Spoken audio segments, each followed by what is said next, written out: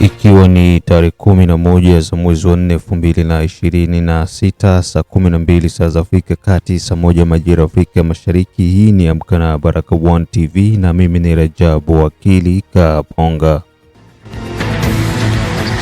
Ili kwanza kupata habari zetu za moto kila siku, tafadhali like pia subscribe Baraka1 TV. Tuko pia Facebook pamoja na TikTok, like na follow page zetu.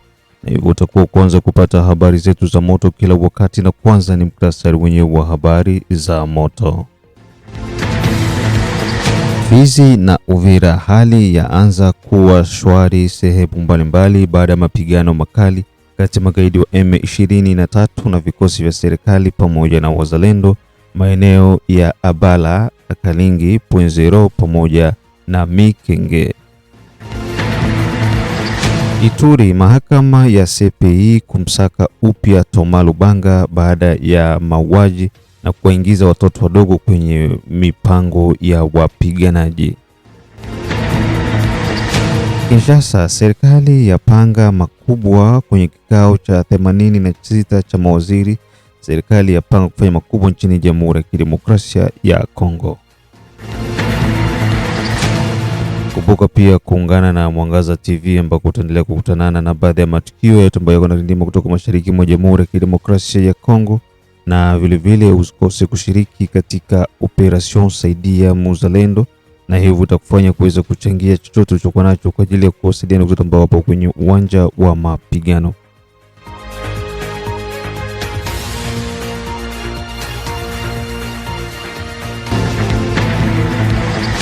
Na tuanze na taarifa hizi kutoka jimboni Kivu ya Kusini, ndani ya tarafa ya Fizi, Itombwe, Uvira pamoja na Mwenga, Kabare, Walungu, ambako hali yaanza kuwa shwari sehemu mbalimbali baada ya mapigano makali kati ya FARDC wazalendo dhidi ya vikosi vya magaidi wa M23.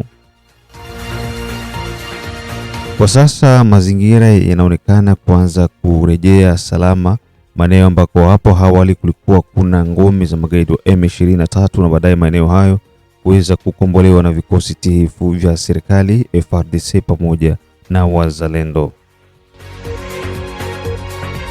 Tukizungumzia kwa upande wa milima ya nyanja ya juu, maeneo ya Abala, Alenge, Pwenzero, Mikenge na sehemu mbalimbali hapo awali zilikuwa chini ya utawala magaidi wa M23, lakini baadaye kuja kukombolewa na vikosi tifu kwa serikali, na hivyo wananchi walikuwa wamekimbia katika maeneo hayo wameanza kurejea katika maeneo yao na kuendeleza biashara zao mbalimbali.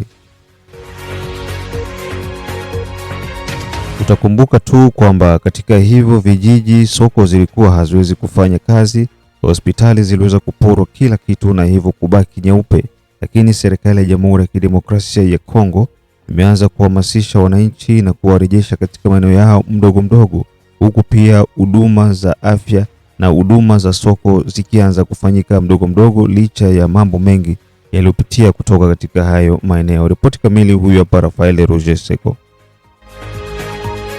Shughuli za kijamii na za kiuchumi zinaanza kurejea polepole katika vijiji kadhaa vya wilaya Fizi na Mwenga katika mkoa wa Kivu ya Kusini, mashariki mwa Jamhuri ya Kidemokrasia ya Kongo, baada ya mapambano ambayo yanazidi kuripotiwa siku baada ya siku.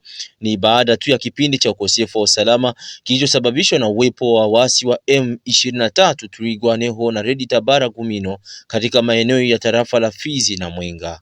Kurejea huku kunafuatia operesheni zilizofanywa na jeshi la taifa FARDC, ambayo ni ya mabrigedi wa Waibu ambalo walifanya mafanikio ya kurejesha kwa udhibiti wa maeneo kadhaa yaliyokuwa yakishikiliwa na waasi, hususan makundi ya Twirwaneho na Red Tabara Gumino Twirwaneho na washirika wao wa M23 AFC na Rwanda Defense Force wanaodaiwa kuungwa mkono na nchi ya Rwanda. Katika maeneo kama Abala, Kalingi, Pwenzero na Mikenge, masoko yanaanza kufunguliwa tena taratibu. Wanawake wafanyabiashara hasa wanaanza tena shughuli zao ndogo ndogo kujipatia kipato chini ya ulinzi wa wanajeshi walioko katika eneo hilo. Baadhi ya wauzaji waliokuwa katika eneo hilo wameeleza nafuu yao, wakisifu kurejea kwa mamlaka ya serikali katika maeneo haya yaliyokuwa yakichukuliwa kama ngome za makundi ya silaha Hata hivyo, wanasema hali bado ni tete. Msemaji wa jeshi la taifa FARDC kwenye sekta ya operation ya kijeshi ya Sokola ya pili kusini mwa Kivu ya kusini, Luteni Mbui Kalonji Rigen amesema kuwa hali ya utulivu tayari inaanza kurejea miongoni mwa wananchi kufuatia uwepo wa FARDC katika eneo hilo ambalo wamekutana na mashimo makubwa sana iliyokuwa imechimbwa na M23 ambao walifanya kama vile ngome yao. Kwa upande wao, wakazi wanatoa wito kwa mamlaka ya kijeshi kuongeza zaidi uwepo wanajeshi wa jeshi la taifa FARDC na wazalendo katika maeneo ya karibu ili kuimarisha usalama na kuruhusu kurejea kikamilifu kwa shughuli katika mazingira ya amani na imani. Ikumbukwe kwamba mali nyingi za raia pamoja na taasisi za umma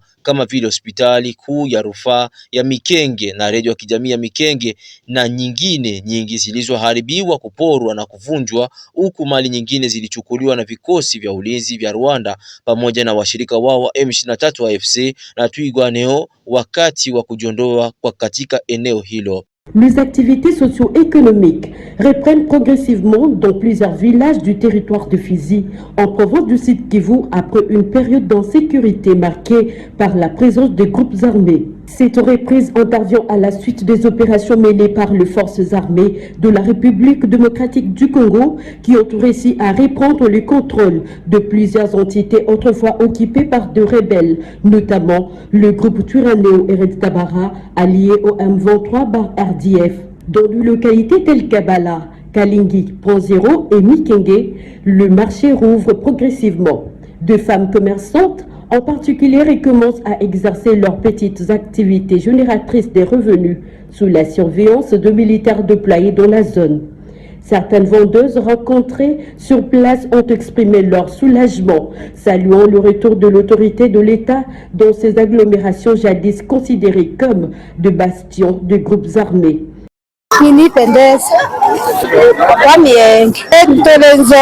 Je m'appelle Pendeza, je suis vendeuse ici au point zéro.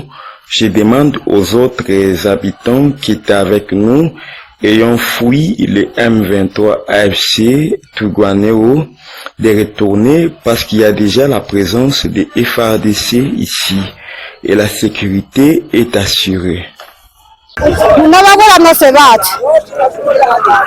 Elles affirment toutefois que la situation reste fragile. Le porte-parole militaire des opérations Sokola 2 Sud Kivu, le lieutenant Mbui Kalonji Rigen, affirme qu'inquiétude règne déjà au sein de la population suite à la présence de FARDC dans la zone. Avec moi, nous sommes dans le marché des points zéro. Avec la reprise des activités, les marchés qui s'ouvrent, l'ambiance qui règne déjà dans le marché. C'est pour vous dire qu'avec la présence de FARDC, cela rassure la quiétude et la paix et l'ambiance qui régnait jadis est revenue. Donc, courage à nos forces armées de la République démocratique du Congo pour ce grand travail des titans qu'ils ont réalisé pendant ce temps pour repousser l'ennemi jusqu'à son dernier retranchement. De leur côté, les habitants appellent les autorités militaires à renforcer davantage la présence des éléments de FARDC dans les environs afin de consolider la sécurité et permettre une reprise totale des activités dans un climat de paix et de confiance. Rappelons que plusieurs biens de la population civile et établissements publics tels que l'hôpital général de référence de Mikenge, la radio communautaire de Mikenge et tant d'autres ont été détruits, saccagés, vandalisés et d'autres biens emportés par les forces de défense du Rwanda et leurs alliés M23 AFC et Twirwaneho lors de leur retrait dans la zone. Na baada ya ripoti hizo za Rafael Roger Seko, tubaki tu kwenye mambo ya hali ya kawaida ya wananchi huko jijini Goma. Raia wa jiji hilo wanaendelea kulalamikia serikali ya Jamhuri ya Kidemokrasia ya Kongo, huku pia wakiendelea kuzungumzia matatizo ambayo wako wanayapata, shida, njaa kila kukicha na manyanyaso wanazidi kuyapata kutoka magaidi wa M23. Tofauti na jiji la Goma, maeneo mbalimbali ambako kunapatikana magaidi wa M23, raia bado wanazidi kuteseka na kulalamika kila kukicha. Jambo papa journaliste Baraka One TV.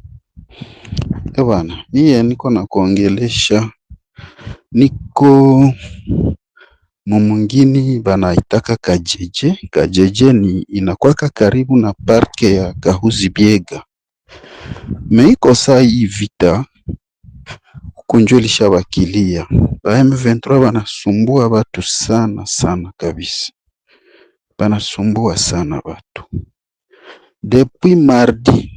Tangia mardi yenye ilipita balikuwa banapiga masasi mabombe, kuona tu kuzioriente mu population. Wakiona tu kwa mbali mwanaume anapita banampiga masasi, banasema seme yeye ni mzalendo. Donc nanjo hivi vifo vya watu basivile wa watu balikufa omwe balikufa banaweza fikia nombre ya 10 ngambo zote mwingine ya Chibumbiro na ya Kajeje.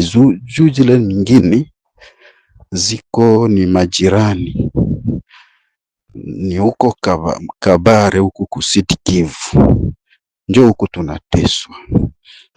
Sai batu balishahama mwingine juu kule bako banabaka sana banamuke na banaume banapigwa sawa nyoka, bako osi bana sai niko nakwambia balishaanza fanya piage, biko banapie daire mwingine moya banaitaka Karadu na Bikenje, biko banapie kule ngambo. Donc batu bashakuwa mupsikoze, banaingia mu nyumba kenye banakutana, kama ni makuta na kama ni mbuzi banabeba, hakuna wakufanya fyo. Aseme banaanza ita batu yote kama ni mwingine ya bazalendo. Donc ase batu yote ni bazalendo, njo banaume bashaanza jificha kwa zile mamingine zilisha vide. Donc banaongezea watu njala na lishaka kuanja huku, hakuna hata msaada moya yenye batu wa huko biko banapata. Make ni mateso kabisa, mateso. Aba bamakahoko balikia tutesa sana. Uimagine wenye watu wenye balikia kasema seme njoni bagombozi, mkombozi na njona anapasha kuwa na pie hivi. Angalia kishibika wana pie hata kule movile kufasi mwa banaitaka amsare balisha pie banaletaka chombo bato yabo banaza pakiza vyuma pale kisha banabeba Rwanda. Imagine beto benye bangejenga njo ko banasema se bagombozi, pourtant bako banapie batu sana na kubomoa mwingine. Bwana baze sauti hata basi tuachilie bakubwa ya nje bajikaze bamalize hivi vita juu tunateswa shie huku kusidi Kivu, tunateswa sana, surtout shiku village omwe pamule muvile njo banazaka pata hata amani kidogo. Me huku village njo vita zinaendelea sana, wase banafata bazalendo banatutesa. Asante sana na utusikilie huruma na mtuombee kwa Mungu. Baada ya taarifa zote hizo kutoka jijini Goma na pia jimboni Kivu ya Kusini, ni kwamba maeneo ya Minembwe kulishuhudiwa ndege ya Sokoi ikifanya makubwa maeneo ya uwanja wa ndege Kiziba, pia maeneo ya Kumasha, na hivyo kuweza kuwapa hasara kubwa magaidi wa M23 Redi Tabara pamoja na Twigwa Neho. Kwa sasa vikosi vya serikali vinazidi kufanya kazi maeneo yote ya Minembwe, na kwa sasa asilimia kubwa ya Minembwe ipo chini ya utawala wa FARDC pamoja na wazalendo. Kwa hiyo maneno mnayosikia kutoka kwa magaidi wa M23 ni ya uongo, lakini ukweli ni kwamba wamekimbia asilimia kubwa huko maeneo ya Minembwe. Tuchukue taarifa hizi kutoka Ituri ambako mahakama ya CPI ya msaka upya Thomas Lubanga.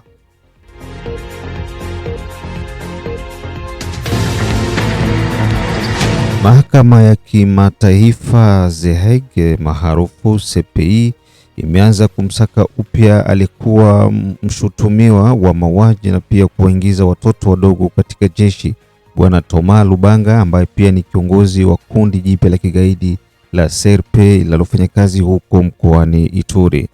SRP ni kundi ambalo limeundwa tena upya na Thomas Lubanga baada ya kutumikia miaka 14 ndani ya kifungo cha uhalifu wa binadamu na kuingiza watoto ndani ya jeshi huko The Hague, baadaye kuachiwa. Alipotoka tu kurudi tena nchini Jamhuri ya Kidemokrasia ya Kongo, akaanzisha tena kikundi kingine na hivyo kusababisha maafa makubwa huko mkoani Ituri. Kwa sasa mkoa wa Ituri umekuwa ukikabiliwa na vikundi mbalimbali vya kumiliki silaha kinyume na utaratibu, ikiwemo kikundi cha SRP yake Bwana Thomas Lubanga. Mwakilishi kutoka katika mahakama ya kihalifu ya CPI atawasili jijini Bunia kwa ajili ya kuanzisha uchunguzi upya dhidi ya Bwana Thomas Lubanga. Jile Ngongo, msemaji wa majeshi ya Jamhuri ya Kidemokrasia ya Kongo mkoani Ituri, na taarifa zaidi. Na penza kopesa mbote na baebanso baza kolanda biso na émission Réveillons-nous pe mingi na pesi mbote na ba mapinga nyonso ya École démocratique du Congo bazali engagé sur le théâtre des opérations. Alors nae lisusu ko réitérer maema tozali koloba lobby na Olivier Baimuka, mais aussi lelo na émission Réveillons-nous jour J-11 greffier ya Cour pénale internationale akoya na Bunia, chef-lieu ya province ya Ituri. Greffier azoya na affaire ya Thomas Lubanga. C'est pas affaire o eleka, mais o ya lelo ya mikolo na SRP na ye. Akoya, greffier de la Cour pénale internationale akoya, retenez jour J-11 qui vivra verra. À l'occasion nazo ebisa ba jeune oyo baza na boule. Ba jeune oyo baza na kati ya CRP. Pourquoi boza kokufa pour quelqu'un qui sera arrêté? Pourquoi mourriez-vous? Pona nini bozo linga bokufa po boza kokufa na mutoyo bakokanga un de ces 4 matins? Quelqu'un donc son sort est scellé. Donc déjà ba déclarer déjà bakokanga ye bino ba jeune o biso ba CRP tala ndenge boza kokufa na boule. Bino moko boye ndenge ni boza kokufa na boule ba nyonso na bitumba boza kokufa po na nini? Po na nini boza kokufa? Pour quelqu'un qui est déjà mort aussi, parce que là on va l'arrêter. Un de ces 4 matins, on va arrêter Thomas Lubanga. Bakokanga Thomas. Boza kokufa po na nini? Bande konanga ba jeune nyonso mi e komanda mi e nani. Bazaka ko bunda po na baraka akufa. Siko bino bozo bunda po na Thomas batamufunga. Jour J-11, les greffiers de la Cour pénale internationale atakuya hapa kwetu po amona yemoko ayoka yemoko a constitué dossier po banda ba procédure. Thomas batamufunga jour J-11 pour le recrutement d'enfants, utilisation des enfants dans les groupes armés Oyae CRP.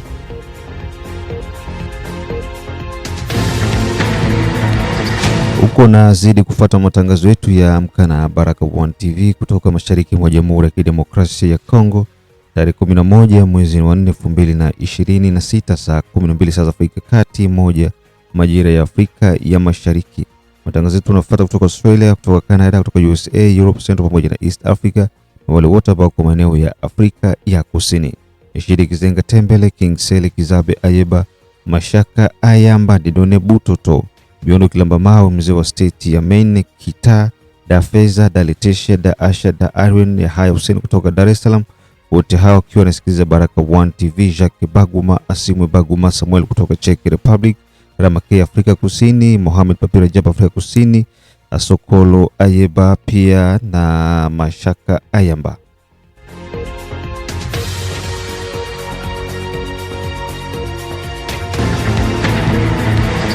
Na baada ya taarifa hizo kutoka huko mkoani Ituri, tuingie jijini Kinshasa ambako serikali ya Jamhuri ya Kidemokrasia ya Kongo yapanga makubwa kwa wananchi wake kupitia kikao cha mawaziri cha 86.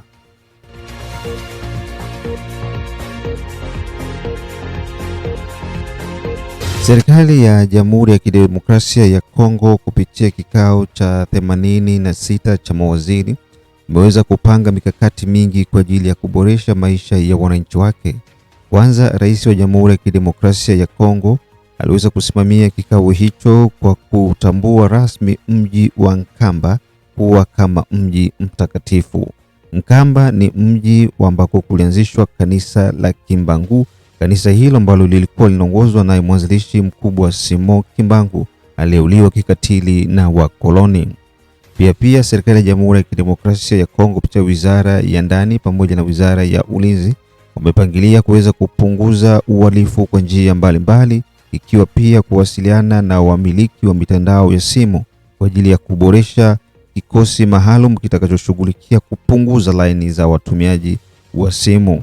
Nchini Jamhuri ya Kidemokrasia ya Kongo, mitandao ya simu imekuwa ikiacha watu hovyo, huku mtu mmoja akiwa na miliki zaidi ya laini 5 na zaidi hata 10, zote zikiwa ni matumizi ambayo yanakuwa sio rasmi, na hivyo ili kupunguza uhalifu wa mitandao wanatakiwa kuweza kushughulikia hilo swala haraka iwezekanavyo. Vile serikali ya Jamhuri ya Kidemokrasia ya Kongo kwa upande wa lishe na kilimo vile imeweza kusimamia mikakati hiyo na kuhakikisha kwamba kilimo kinakuwa cha kisasa ili kuweza kupunguza njaa nchini Jamhuri ya Kidemokrasia ya Kongo. Kupitia tu kikao hicho cha 86 cha mawaziri, serikali ya Jamhuri ya Kidemokrasia ya Kongo imepania vile kukabiliana vikali na magaidi wa M23 licha ya mazungumzo ambayo yanatarajiwa kufanyika tena upya huko nchini Uswisi. Mengi zaidi, huyu hapa msemaji wa serikali Patrick Muyaya.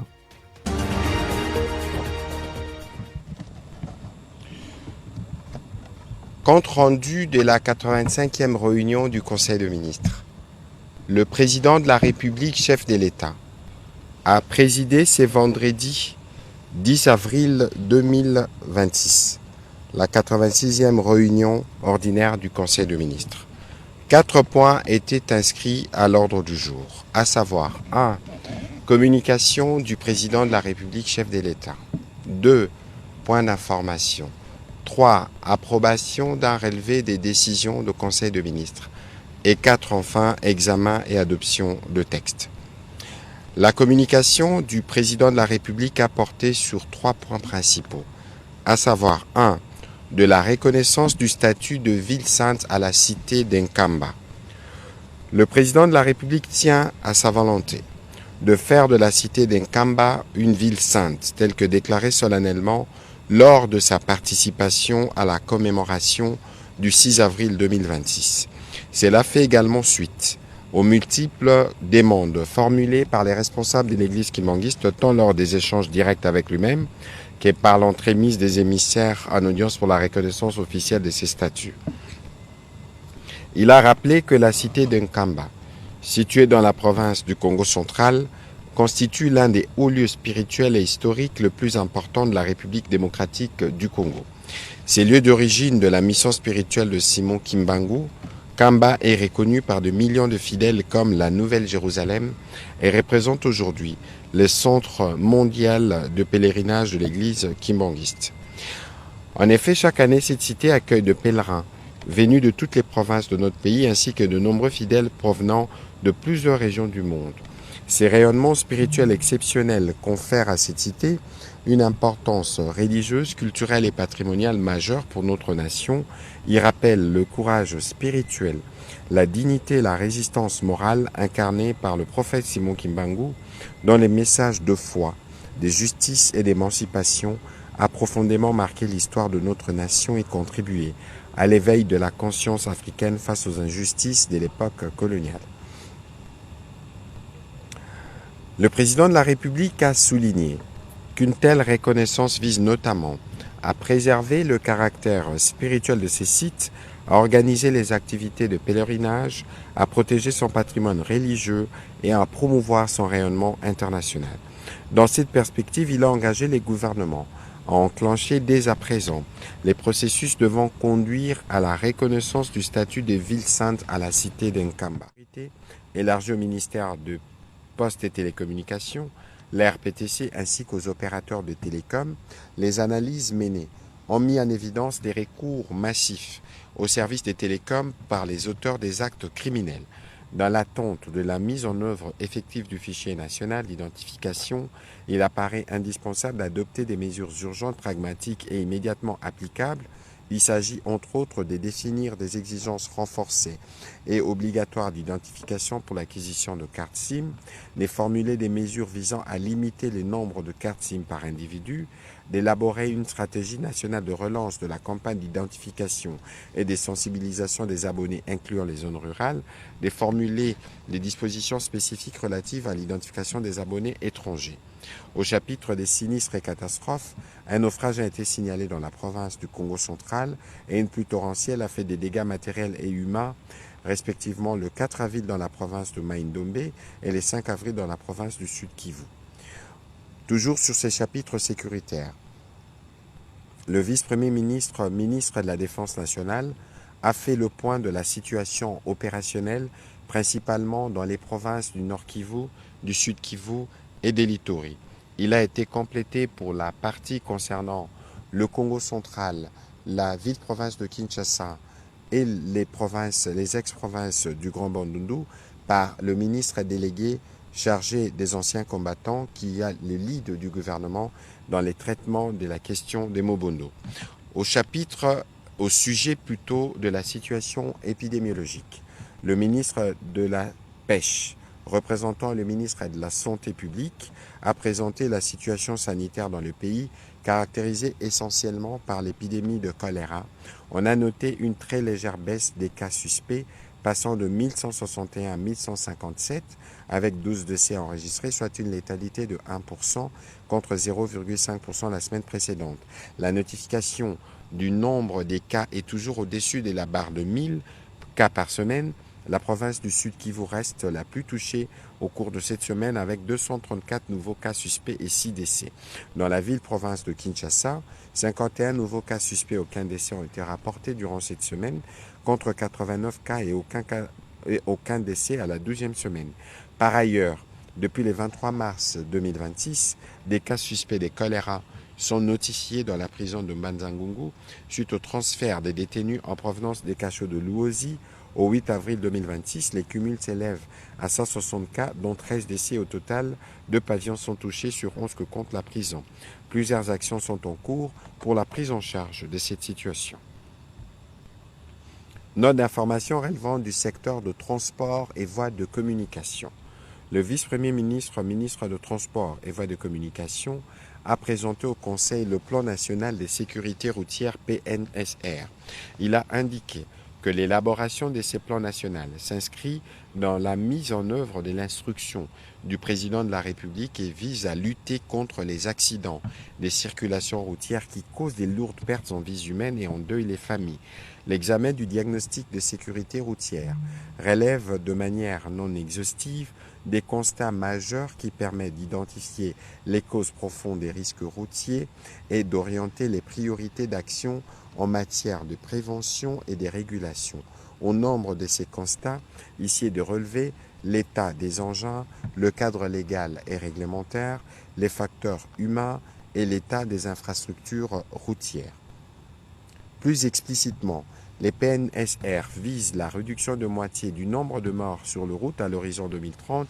Ils s'articulent autour de quelques objectifs spécifiques, notamment l'actualisation du code de la route ou encore rendre socialement inacceptable le comportement à risque et à renforcer l'éducation et la sensibilisation à la sécurité routière, faire progresser la sécurité des infrastructures routières. Ces plans nationaux s'affirment donc comme un instrument stratégique porteurs d'une vision commune et mobilisatrice, tous unis pour réduire de moitié d'ici 2030 les nombres de morts et des blessés dus aux accidents de la route, a conclu les vice-premiers ministres et ministres de Transport qui, par la même occasion, a sollicité du gouvernement la prise d'acte de ces programmes, ce qui a été fait. Na huo ndio mwisho wa matangazo yetu kutoka Baraka1 TV. Mengine tukutanane majira ya saa 6, saa 9 pamoja na saa 12. Mimi ni ndugu yako Rajabu Akili Kabonga. Usikose kuendelea kushare, kusubscribe na kulike Baraka1 TV, na hivyo utakufanya kuwa kwanza kuwa unapata haya matangazo yetu kila wakati.